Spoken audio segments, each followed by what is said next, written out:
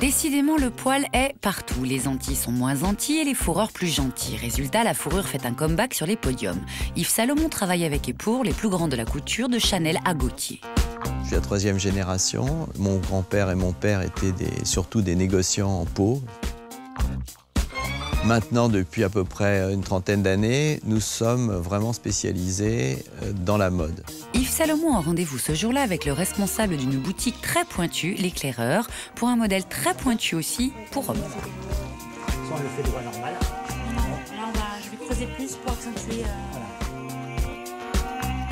Ce que je lui ai demandé, c'est savoir si on pouvait avoir un devis pour ça en autre chose. Ouais. Ça, comme ça, du coup, ça me fait vite trop rustique. Ça va être... Et si vous le faites en viso rasé, ça devient très ou, ouais. Ou très. Très. Très ou très. Très, c'est très cher. Savoir si on peut l'avoir en viso rasé. Pour perdre ce côté un petit peu rustique et 70s de l'alpaga. Un poil trop cher, quoi. C'est souvent le cas avec la fourrure. Chez nous, un manteau de fourrure peut démarrer à 200 € si c'est du lapin, et puis ça peut aller jusqu'à 60 000 € si c'est de la zibeline. Et les plus belles fourrures sont là, dans les réserves de l'atelier. C'est l'endroit de la matière première. Bon, c'est magique parce que toutes les fourrures sont là, elles sont stockées là. Et on y trouve bien sûr les grands classiques. C'est un vison qui est gris naturel avec une arête blanc et grise.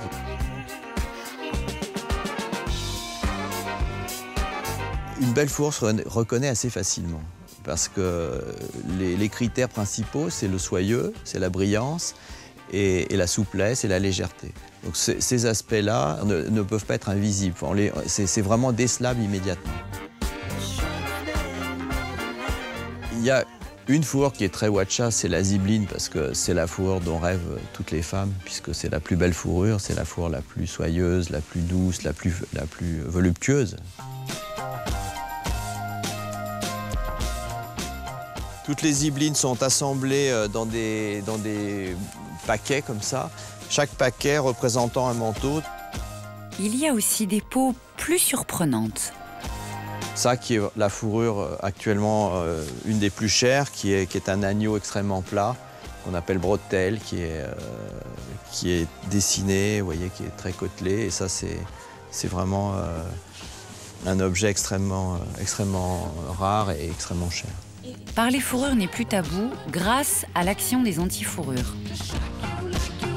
Paradoxalement, ça nous a vraiment rendu service parce que d'abord, ça nous a permis de structurer notre profession avec des normes, avec des réglementations extrêmement strictes et d'être absolument irréprochable sur tout ce qui est déontologie.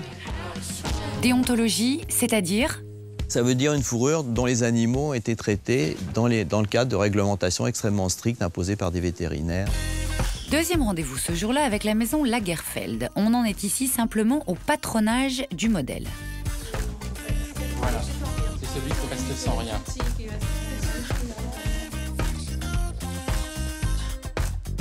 Ce sera ça.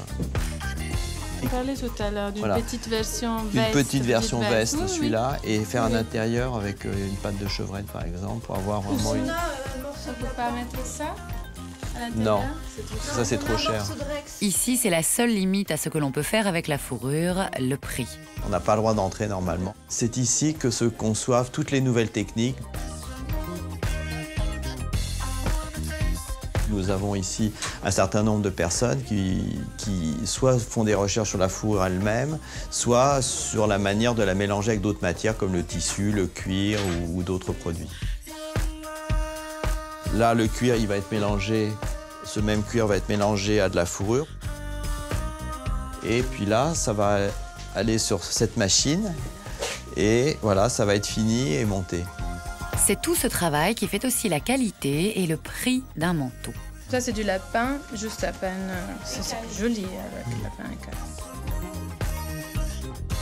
Sinon, on peut le faire avec les pattes des lapins. Je préfère le faire avec les pattes des lapins plutôt qu'avec des morceaux de chair.